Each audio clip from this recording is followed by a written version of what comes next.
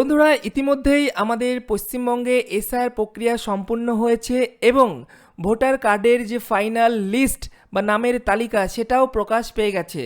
এখন আপনারা যখন অনলাইন থেকে ভোটার কার্ডের ফাইনাল লিস্ট ডাউনলোড করছেন, ডাউনলোড করে যখন নিজের নাম চেক করছেন সেই লিস্টে, সেখানে আপনারা দুটো জিনিস লক্ষ্য করছেন।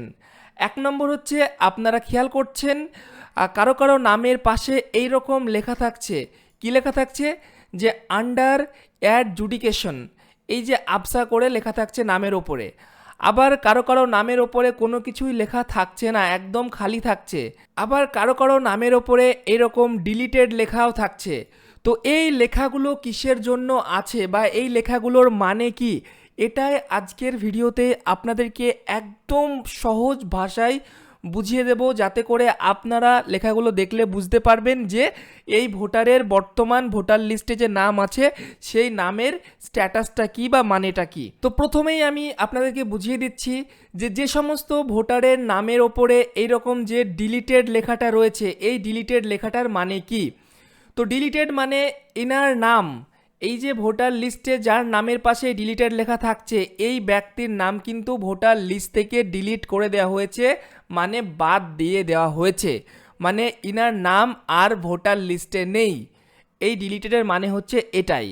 এবার ডিলিটেড কেন হয়েছে, কি কি কারণে হয়েছে, চলুন সেটা একটু জেনে নিই। তো ভোটার লিস্টে যাদের নামের পাশে ডিলিটেড লেখা রয়েছে তাদের নাম ডিলিট হওয়ার পিছনে বেশ কিছু কারণ রয়েছে। তার মধ্যে প্রধান কারণ হচ্ছে মৃত্যু। যদি কোনো ব্যক্তি মারা গিয়ে থাকেন তো অবশ্যই তার নামটা ডিলিট করে দেওয়া হবে, কারণ তিনি তো আর ভোট দিতে পারবেন না, কারণ তিনি মারা গেছেন। সেকেন্ড কারণ হতে পারে যে শিফটেড ভোটার বা ট্রান্সফার ভোটার, মানে আপনি এক জায়গায় ছিলেন, সেখান থেকে আপনি মনে করেন ট্রান্সফার হয়ে অন্য কোনো জেলাতে চলে গেছেন বা অন্য কোনো বিধানসভাতে চলে গেছেন। স্বাভাবিকভাবে আপনিও সেই জায়গাতে আপনার ভোটকে ট্রান্সফার করেছেন, তাহলে প্রথমে যেখানে আপনার ভোট ছিল সেখানকার লিস্ট বেরোলে সেখানে আপনার ভোট সিম্পলি ডিলিটেড হয়ে যাবে। থার্ড যে কারণ হতে পারে সেটা হচ্ছে ডুপ্লিকেট ডেটা এন্ট্রি, মানে মনে করেন আপনি এক জায়গা থেকে অন্য জায়গায় ট্রান্সফার হয়েছেন, মানে চলে গেছেন, জায়গা পরিবর্তন করেছেন। এর ফলে আপনার দুই জায়গাতেই মনে করেন ভোটার কার্ড রয়ে গেছে, মানে আপনার আগের ঠিকানাতেও ভোটার কার্ড রয়েছে, নতুন যেখানে গেছেন সেখানেও ভোটার কার্ড রয়েছে। তো এরকম যদি ডুপ্লিকেট এন্ট্রি হয়ে থাকে তাহলে আগেরটাই পুরাতনটা কিন্তু আপনাকে ডুপ্লিকেটের জন্য কিন্তু ডিলিট করে দেবে পুরাতন ভোটার লিস্ট থেকে, ঠিক আছে। এবং আরেকটা কারণ হতে পারে ফর্ম নম্বর 7 জমা দেওয়া, অর্থাৎ আপনার এলাকাতে যদি কেউ আপনার নামে অভিযোগ করে ফর্ম নম্বর 7 ফিল আপ করে ইলেকশন কমিশনারকে জমা দেয়, তাহলেও কিন্তু ইলেকশন কমিশন সমস্ত ডিটেলস তথ্য যাচাই করে যদি দেখে যে হ্যাঁ এই ব্যক্তির নাম ভোটার লিস্টে থাকা মানে অযোগ্য ব্যক্তি, তাহলে কিন্তু ইলেকশন কমিশন থেকে তারা ডিলিট করে দেবেন। হ্যাঁ, এটা হতে পারে একটা কারণ। অথবা আরেকটা কারণ হতে পারে যে যখন আপনাদের বাড়িতে এসআইআর এর ফর্ম দিয়েছিল বা এনিমিনেশন ফর্ম দিয়েছিল সেই সময় যদি বাড়িতে কাউকে না পাই, কোনো ব্যক্তিকে যদি না পায়, তো সেক্ষেত্রেও কিন্তু আপনাকে ডিলিটের ক্যাটাগরিতেই ফেলে দেবে। তো এই সমস্ত কারণগুলোর জন্যই আপনাদের নামের পাশে ডিলিটেড লেখাটা আপনারা দেখতে পাচ্ছেন। এবার প্রশ্ন হচ্ছে যে যদি ডিলিটেড হয়, মনে করেন উপরের যে কারণগুলো আপনাকে আমি বললাম এর মধ্যে একটাও কারণ আপনার সাথে ম্যাচ করছে না, আপনি একজন বৈধ ভোটার, আপনি বেঁচে আছেন, এসআইআর ফর্মও জমা দিয়েছেন, তারপরও আপনার নাম ডিলিটেড রয়েছে ভুলবশত, তাহলে কি করবেন?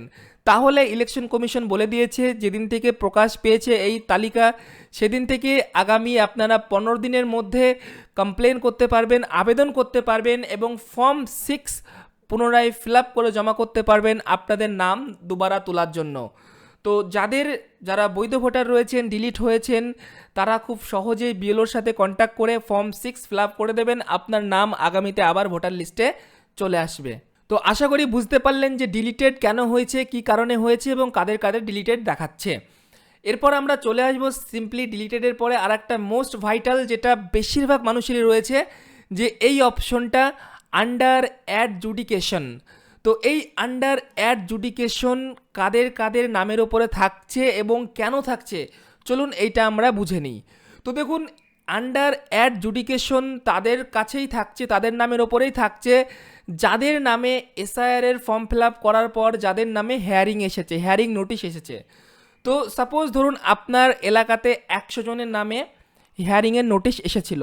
তো এই 100 জনেরই কিন্তু আন্ডার জুডিকেশন দেখাচ্ছে না, হতে পারে তার মধ্যে 20 জনের নাম এরকম আন্ডার জুডিকেশনের মধ্যে আছে, আর বাকি 20 জনের কোনো নামের পাশে কোনো কিছু নাই, এরকম প্লেন রয়েছে।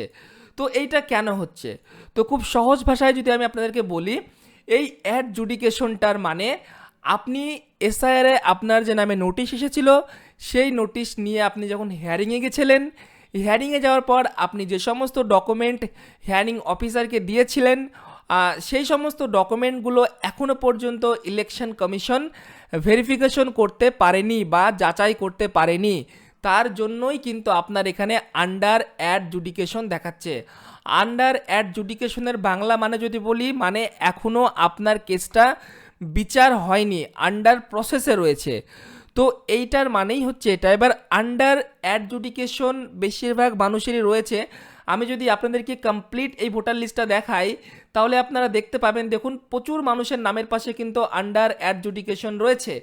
তো এই আন্ডার অ্যাডজুডিকেশন মানে আশা করি বুঝতে পারলেন, যারা হিয়ারিংয়ে গেছিলেন, হিয়ারিংয়ে যাওয়ার পর যারা ডকুমেন্ট জমা দিয়েছেন, তাদের ডকুমেন্ট ইলেকশন কমিশনার এখনও পর্যন্ত ভেরিফাই করতে পারেননি বলেই এটা আন্ডার অ্যাডজুডিকেশনে রয়েছে।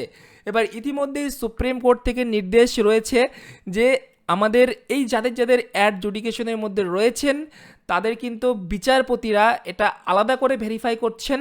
ভেরিফাই করে তারা যদি দেখেন যে না ডকুমেন্ট সব ঠিকঠাক আছে, তাহলে আপনার নামটা অ্যাপ্রুভ করে দেবে।